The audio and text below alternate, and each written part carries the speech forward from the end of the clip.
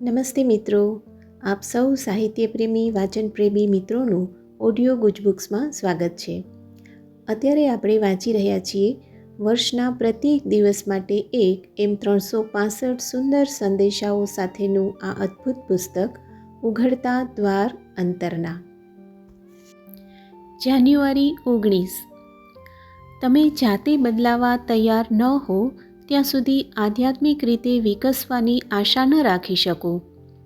આરંભમાં તો એ ફેરફારો નાની નાની બાબતોમાં આવશે, પણ આ નવા માર્ગે તમે જેમ જેમ આગળ વધતા જશો તેમ તેમ તે વધારે આકરા અને મૂળભૂત બનતા જશે.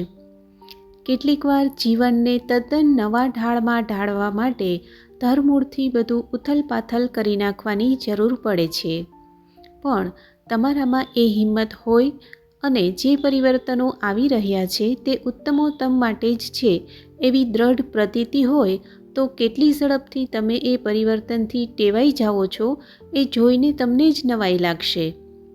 પૂર્ણતા એ સદૈવ તમારું ધ્યેય રહો. આંબવા મથતા રહો.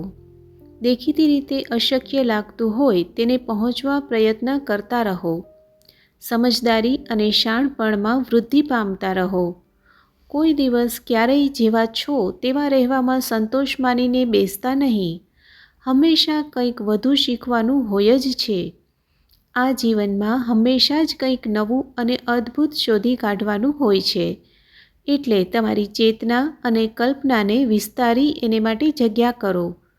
ખુલ્લા અને ઝીલનારા બની રહો, જેથી તમે કશું ચૂકી ન જાઓ. આપનો આજનો દિવસ શુભ રહે.